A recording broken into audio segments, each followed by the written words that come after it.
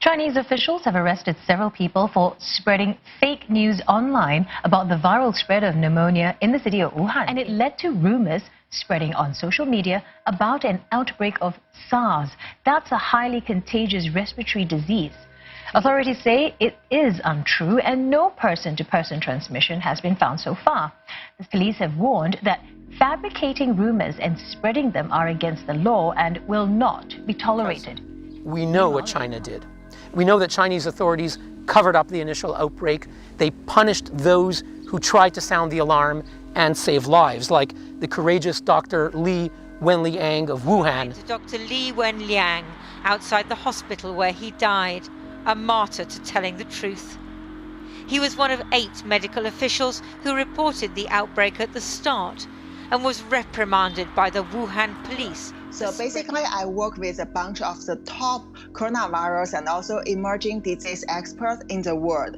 So I'm the one from the core team assigned to go to do the secret investigation about the new pneumonia in Wuhan. What I have found is actually report to my supervisor, who's a WHO consultant. This virus is not from nature. Yeah, where does it come from then?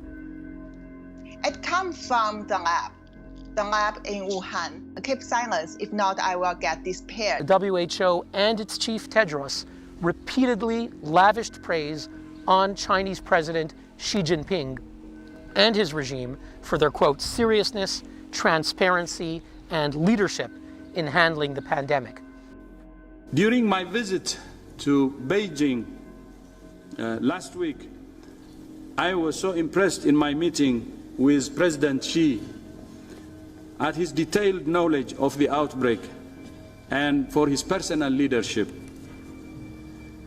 but also at his commitment from the words he told me I will share with you. We will take serious measures at the epicenter, at the source, in order to protect our people and also to prevent the spread of the virus to other countries. The trial of British national Peter Humphrey and his American wife Yu Ying-zheng opened in Shanghai on Friday. Humphrey and Yu are charged with illegally obtaining personal information on Chinese citizens, including travel records, residence. Inside the interrogation cell, there was a cage of steel bars. Inside the cage, there was a metal seat with a locking bar. And so I would be pushed into this cage and made to sit in this seat, and then locked into the seat, and I'm in handcuffs. Stories features the First Lady of China. Her name is Peng Liyuan. She is President Xi Jinping's wife and a WHO Goodwill Ambassador. It's a post that she's held for many years. She was appointed under the previous Director General, but she has been working with the current one. Ghebreyesus has also served as the Foreign Minister of Ethiopia. For more than a decade now, Ethiopia's economy has been largely dependent on China. Between the years 2006 and 2015, China and Chinese entities have loaned more than $13 billion to Ethiopia. Dr. Ghebreyesus served as foreign minister from 2012 to 2016. Due to Chinese pressure, Taiwan was denied a place at the table. There is simply no principled basis why Taiwan should not be here. The only reason why it is not here now is because of the fact that the government in Beijing does not like the current administration in Taipei. Taiwan is not allowed to join the World Health Organization as a member state, or even as an observer. And that puts Taiwan's population of 23 million people at risk. Taking office at the WHO, Dr. Ghebreyesus took a controversial decision.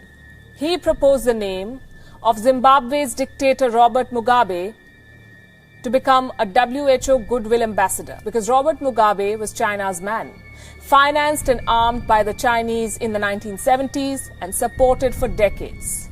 The proposal to make him a WHO Goodwill Ambassador was met with outrage. Dr. Ghebreyesus had to drop the idea.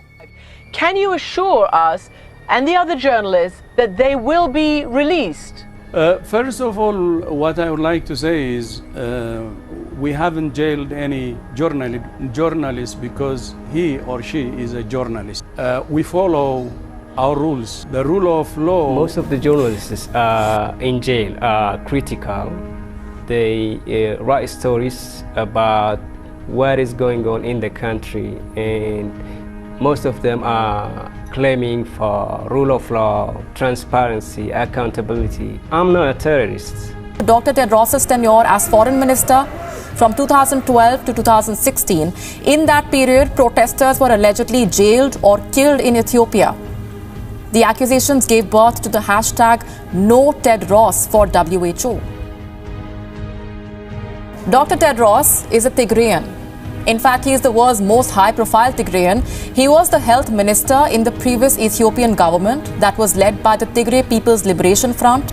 This report came out when Dr. Tedros was contesting the election for Director General at the World Health Organization. He was accused of covering up 3 cholera epidemics in Ethiopia. Dr. Tedros said that this was a last-minute smear campaign to derail his candidacy.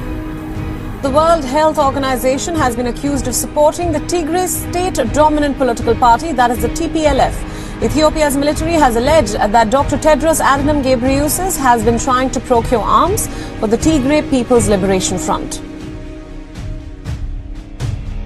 The Tigray People's Liberation Front, they ruled Ethiopia for 27 years before Abiy Ahmed came to power. Now the Tigray People's Liberation Front has refused to recognize the Prime Minister's authority.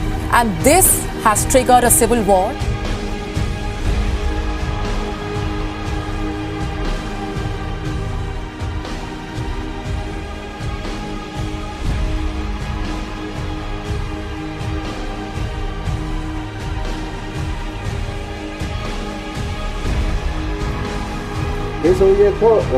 This fellow is himself part of that team. As you know, he is a member of their central committee. He has worked in neighboring countries to condemn the war. He has worked for them to get weapons.